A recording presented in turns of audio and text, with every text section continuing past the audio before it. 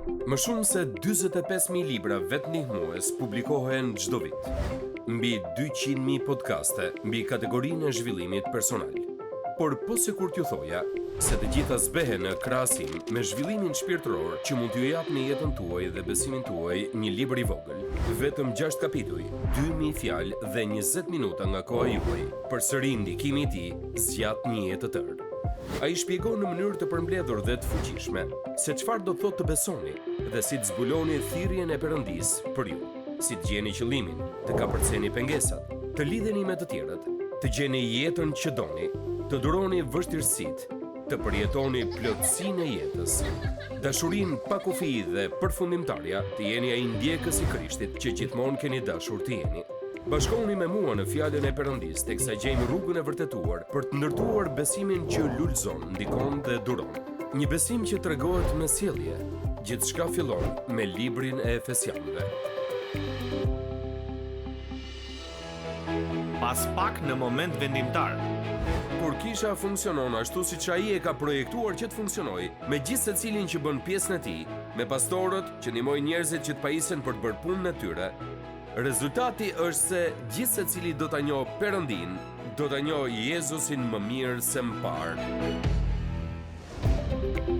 Faleminderit që po ndiqni moment vendimtar. Dhe tani po ju lë me doktor Jeremia dhe mesazhin e tij. Diversiteti i unitetit.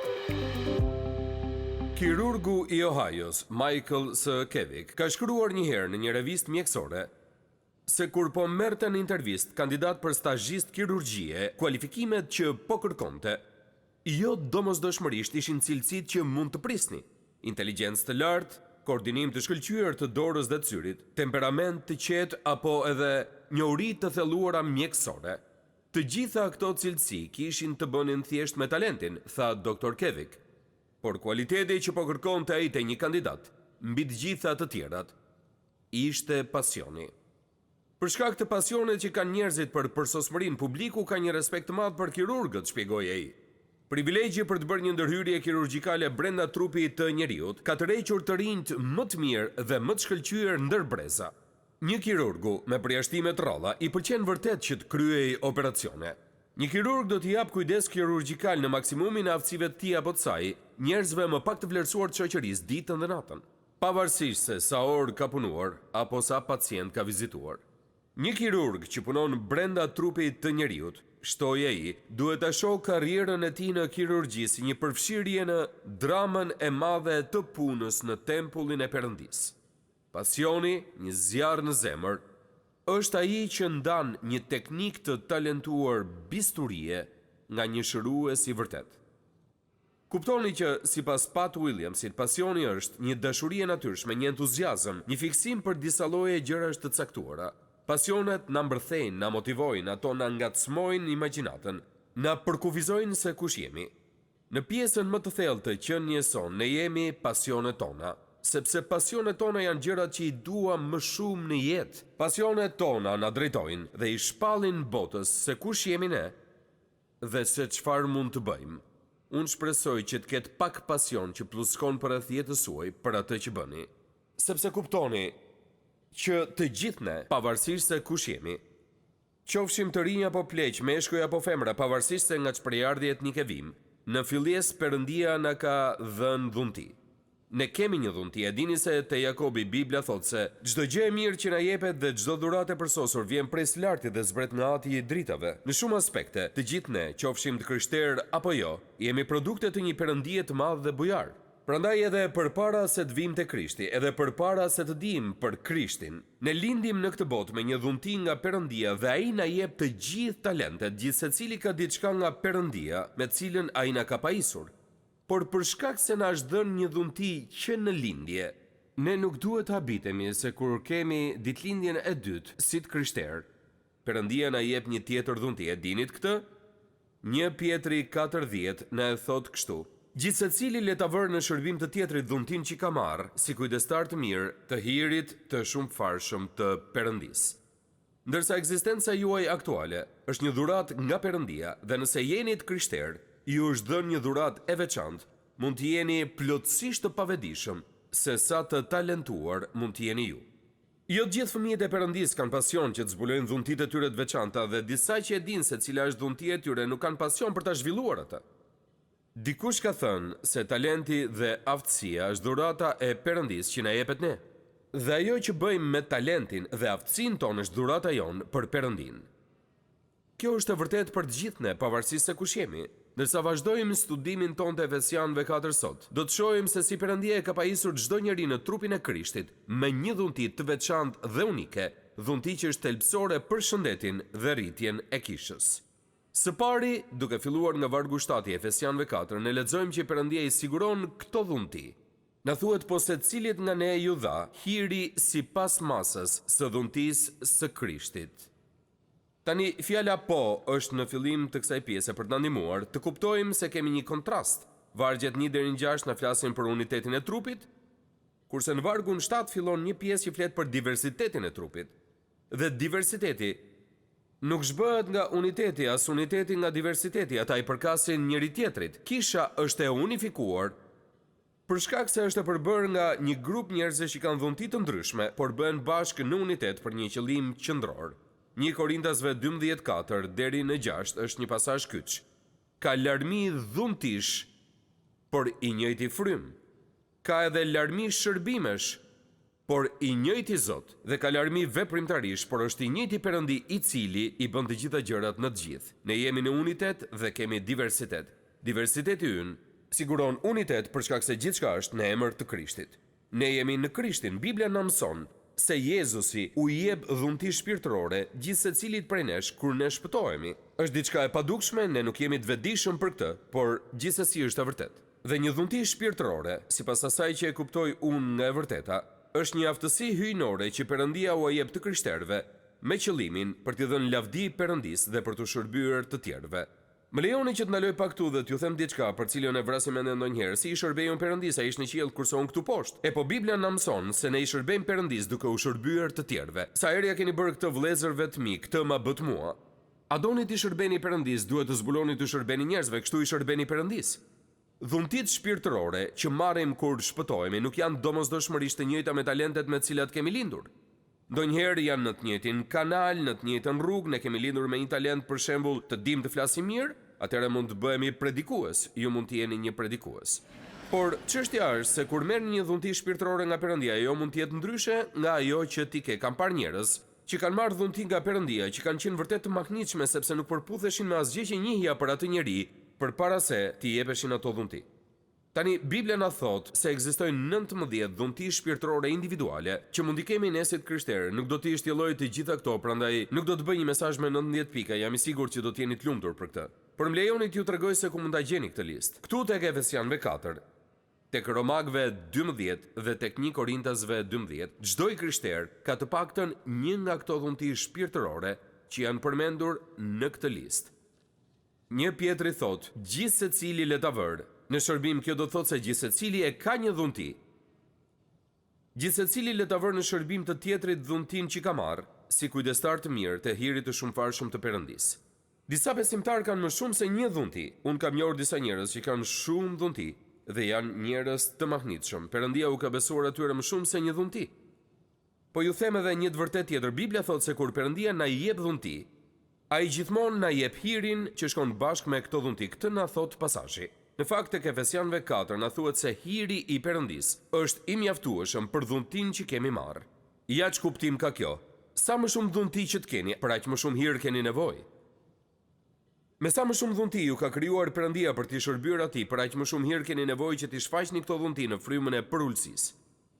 Është çasti i duhur për t'ju treguar një shprehje të shkurtër që ka qenë e rëndësishme për mua, që nuk ka kufi ajo që Perëndia mund të bëjë për ne nëse qëndrojmë të uritur dhe qëndrojmë të përulur. Të uritur për të bërë gjëra të reja që nuk janë bërë kurrë më parë, por duke qëndruar të përulur për ato që ndodhin kur ne i bëjmë këto. Ne duhet të mbajmë mend se për shkak se Perëndia na i ka dhënë këto dhunti, për shkak se ai na ka pajisur me këto premtime. Ai e ka bërë këtë që ne t'i shërbejmë atij. Dhe me këtë ai ka premtuar që të lartësojë të përulurit dhe të rrëzojë krenarët. Unë duhet ju them se është diçka e tmerrshme të shohësh një njeri me dhunti që nuk e kupton hirin që është i nevojshëm të shkojë me dhuntin e tij. Nëse Perëndia ju ka dhënë dhunti, kjo nuk është për shkakun tuaj. por për shkak të hirit të tij. Ai ju ka dhënë dhunti. Përuleni vetëm përpara Perëndisë ose ai do t'ju përul juve. Sigurohuni që ta kuptoni këtë.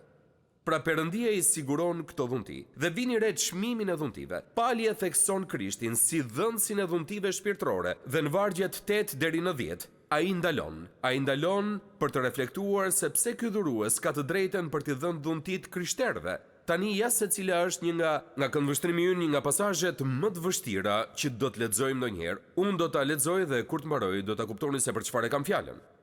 Për çka shkrimi thot kur ai u ngjit lart, ai e burgosi burgosjen dhe u dha dhurata njerëzve. Tani kjo ai u ngjit, çdo thot tjetër përveç se ai më parë edhe kishte zbritur në pjesët më të ulta të dheut. Ai që zbriti është po ai që edhe u ngjit përmbi të gjithë qiejt për të përmbushur të gjitha gjërat. Ky varg i ka hutuar besimtarët për shekuj me radhë.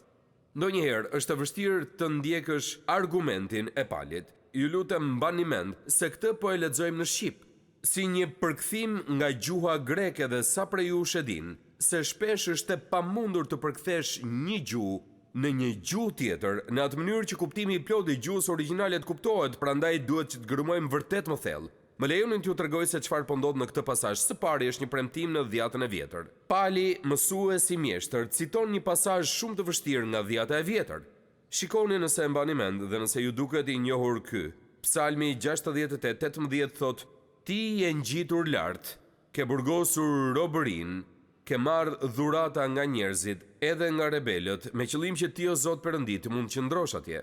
Tani ky është një citim nga psalmi, nga Davidi. Davidi po feston, ky është si një lloj himni kremtimi. Davidi sapo kishte fituar një luftë kundër Jezubejve në Jeruzalem. Dhe tani ai po feston për këtë gjë dhe në kremtimin e tij ai po thot: Perëndi, ti e ke fituar luftën kundër Satanit dhe kundërshtarëve të tjerë, ti na ke ndihmuar të jemi fitimtar dhe tani ti je ngritur në lartësi, në botën e lashtë. Kur një ushtri futej në qytet dhe fitonte luftën kundër atij qyteti, ja se çfarë bënin. Komandanti i asaj ushtrie hynte në qytet dhe mblidhte gjithë plaçkën e luftës, dhe mblidhte të gjithë ushtarët e zënë rob dhe të gjithë njerëzit e tjerë që jetonin në atë qytet. Dhe në fund ai shpëtonte dhe çlironte të gjithë ushtarët e tij që ishin zënë rob nga ushtria armike gjatë luftës. Më pas komandanti do të kthehej në qytetin e tij dhe do të drejtonte një paradë festimesh.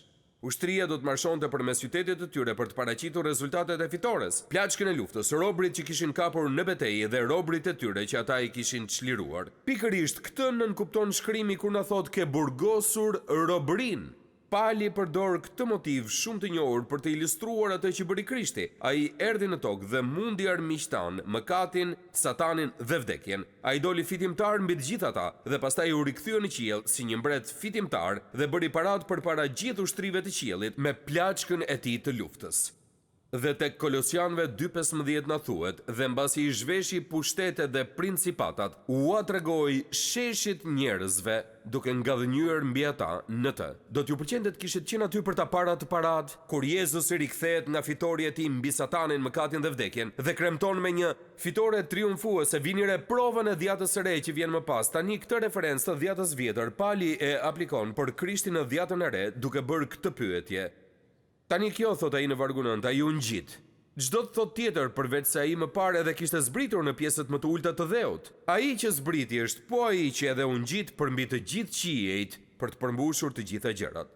Kur Krishti erdhi në këtë botë, ai zbriti poshtë në Betlehem dhe lindi si një foshnjë. Më pas kur ai vdiq, ai zbriti poshtë në një varr dhe më pas vdekjes së tij ai shkoi në pjesën më të ulët të tokës dhe ai predikoi ungjillin aty. Pikërisht kësaj referoi Pietri në një tjetër pasazh të vështirë për të kuptuar. Pietri thot, sepse edhe Krishti ka vuajtur një herë për mëkatet, i drejti për të padrejtet, për të na çuar te Perëndia, u vra në mish, por u ngjall nga fryma, me anë të së cilës ai shkoi tu predikoi frymërave që ishin në burg.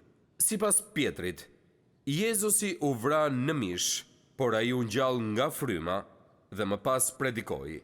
Ideja e Palit tek Efesianëve 4:8 deri në 10 është kjo, që të na shpjegoj se Jezusi pagoi çmimin e pamas, erdhi në tokë, vuajti vdekjen, shkoi në varr, u predikoi demonëve, u kthye në qiell. Ai bëri të gjitha këto në mënyrë që ai me të drejtë mund të kishte autoritetin të qëndronte në qiell dhe të shpërndante dhunti të gjithë fëmijëve të tij.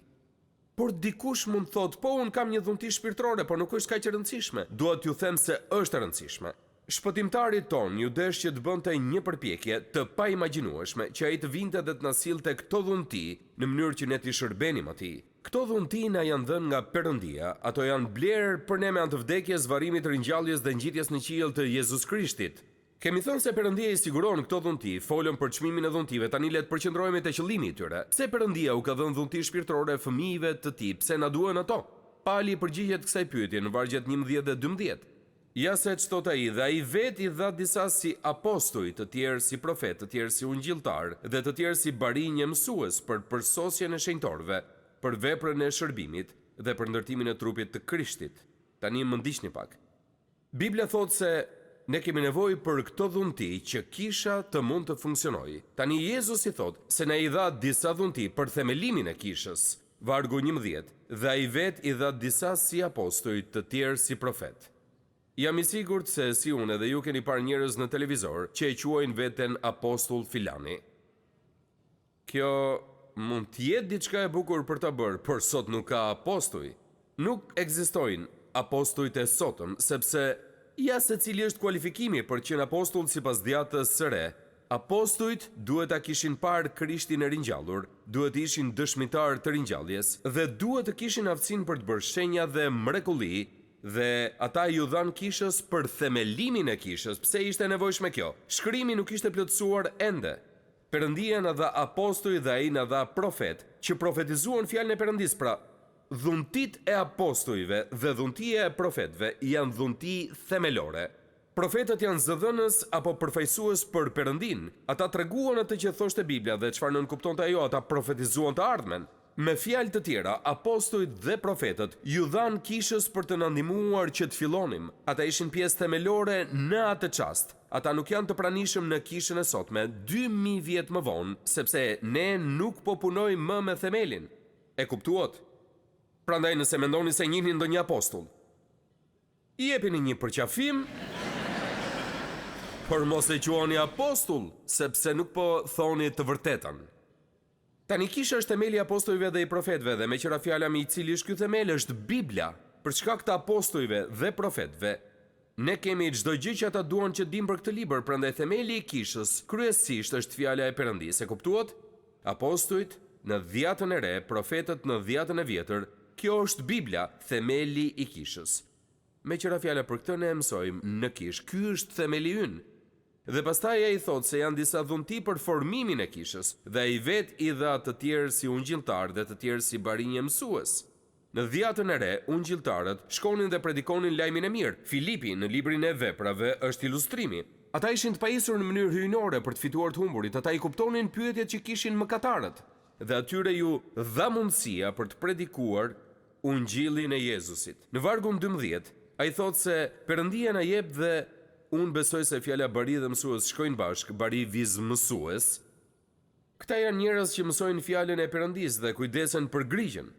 Unë besoj se Perëndia më ka dhënë dhuntinë e bariut mësues. Kjo është ajo që unë bëj. Por si funksionon kjo? Vargu më pas duhet kuptohet vërtet me shumë kujdes, sepse zakonisht nuk kuptohet siç duhet. Ai na jep të tjerë si barinjë e mësues për përsosjen e shenjtorëve, për veprën e shërbimit dhe për ndërtimin e trupit të Krishtit. Tani ja se cila është mënyra se si duket normalisht ky varg te shumica e njerëzve.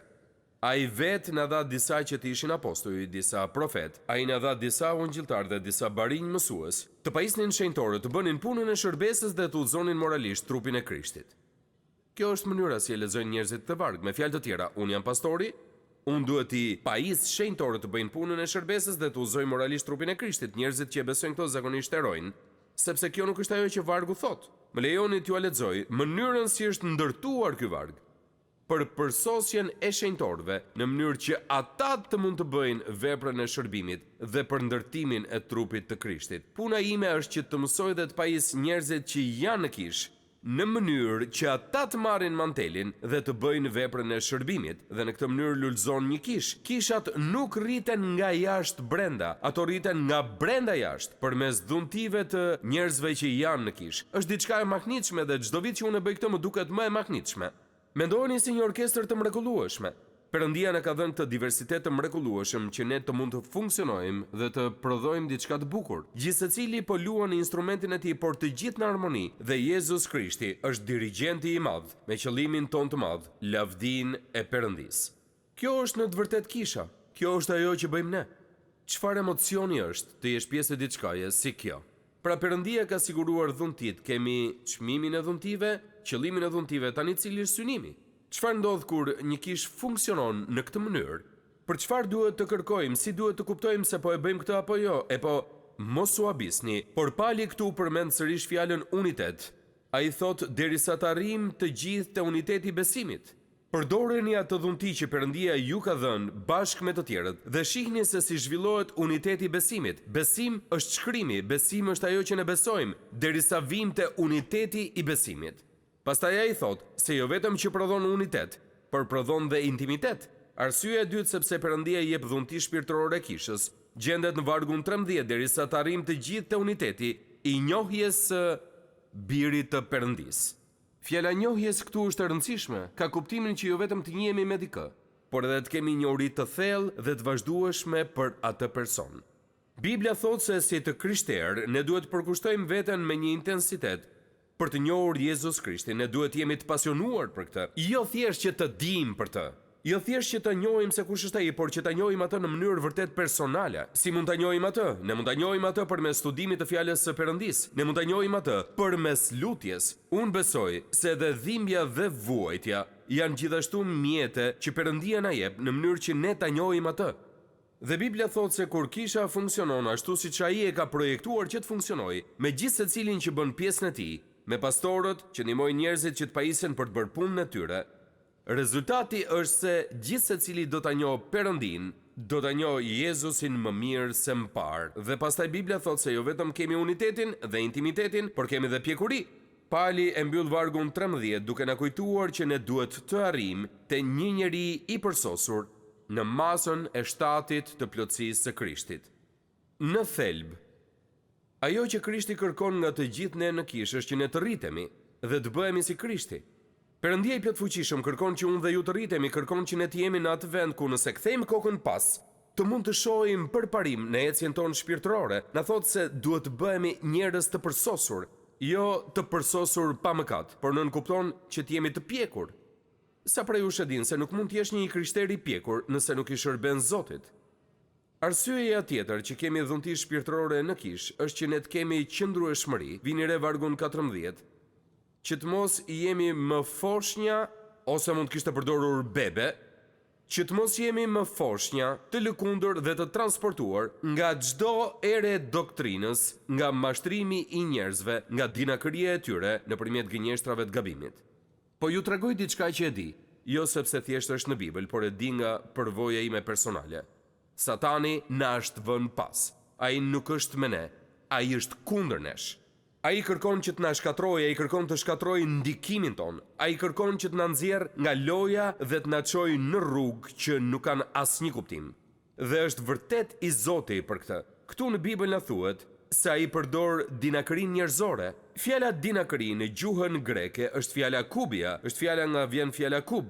Nga kjo fjalë është zhvilluar edhe fjala në shqip kub ose zar. Pali po i referohet fjalës zar me hile. Satani përdor me ne një zar me hile.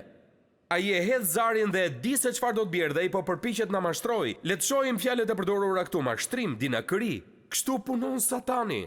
Dhe Biblia na thotë se kur ne përdorim dhuntit që Perëndia na ka dhënë, ne materializojmë të vërtetën e tij në jetën tonë dhe pastaj fillojmë të shërbejmë të tjerëve, të vendosur si mund të ndërtojmë më mirë trupin e Krishtit nga brenda jashtë. Ne ndërtojmë një lloj qëndrueshmërie që na ndalon të jemi viktima të atij që kërkon të na shkatrojë. Së fundmi, rezultati i fundit i dhuntive dhe përdorimit të tyre është se ne kemi vërtetësi. Efesianëve 4:15 thot, por duke thënë të vërtetën me dashuri, të rritemi në çdo gjë drejt atij që është kreu, Krishti. Çfarë është vërtetësia? Është të thuash të vërtetën me dashuri. Armiqtë tanë dhe mashtruesit përreth nesh përdorin mashtrimin dhe dinakërinë. Ne jemi thirrur të jemi të vërtetë, ne jemi thirrur të themi të vërtetën me dashuri. Dikush ka thënë kështu: e vërteta pa dashuri është brutalitet, kurse dashuria pa të vërtetën është hipokrizi. Vini re se ne kemi nevojë për të vërtetën dhe dashurinë në ekuilibër. Biblia na thot se kur ne i lexojmë këto dhunti të Perëndis që të zënrojnë në jetën tonë, ne me pasion dalim dhe zbulojmë se çfarë dhuntish kemi dhe fillojmë t'i përdorim ato dhunti. Perëndia na jep një lloj fuqie të brendshme dhe qëndrueshmërie që na ndihmon të shmangim armikun ndërsa vjen që të na mashtrojë dhe shkatrojë. Dhe rezultati të gjitha këtyre është potenciali që ato kanë vargjet 15 dhe 16, po i lexoj. Ajo që ndodh kur të gjitha këto ndodhin është se ne rritemi në çdo gjë, drejt atij që është kreu, Krishti, prej cilit gjithë trupi lidhur mirë dhe i bashkuar me anë të kontributit që jep çdo gjymtyrë dhe sipas forcës së çdo pjese të veçantë, shkakton rritjen e trupit për ndërtimin e vetes së tij në dashuri. Kisha rritet, zonja dhe zotrinj, nga brenda jashtë. Ne rrisim kishën kur ne kuptojmë se çfarë kërkon Perëndia prej nesh, se cila është pjesa jonë, se gjithë secili në këtë kishë do t'i përdorte plotësisht dhuntit që i ka dhënë Perëndia kur u shpëtua, ne do të kishim 10 shërbesa çdo javë. Nuk do të kishte mjaftueshëm vend për njerëzit që do të vinin te Krishti. Dhe kjo nuk na thuhet që të bëhemi të ndihemi fajtor, por të na sfidoj. Që Perëndia ka diçka që duhet ta bëjmë të gjithë ne. Mund thoni, po nuk jam i sigurt, ti nuk e di. Por unë të njoh ty, e di që ti je një nga njerëzit që ai tha se do ta marr këtë dhunti, ti je njëri prej këtyre njerëzve. Një nga njerëzit e mi të preferuar në historinë e kishës është Dwight L. Moody. E dua këtë njeri sepse ai ishte kaq i vërtet. Kam dëgjuar një histori për Moodyn që një ditë një njeri shkoi tek ai pasi kishte predikuar dhe i tha: "Zoti Moody, po të dëgjoja ndërsa po flisje dhe kuptova që bëre 17 gabime gramatikore gjatë predikimit tënd." Dhe i dha një cop letër ku kishte shënuar të gjitha gabimet gramatikore që kishte bërë. Dhe duke ju përgjigjur, Moody i tha: "Unë po bëj më të mirën me atë që Perëndia më ka dhënë. Apo e bën ti? Kjo është pyetja që dua t'ju bëj juve sot. Unë po bëj më të mirën me atë që më ka dhënë Perëndia. Po ju, apo e bëni më të mirën me atë që Perëndia ju ka dhënë juve?" Kjo është një pyetje mirë. Kjo është pyetja me cilën duhet të luftojmë të gjithë. Perëndia është një dhurues i madh dhuntish. Çfarë do të bëjmë unë dhe ju me çdo gjë që kemi marrë prej tij?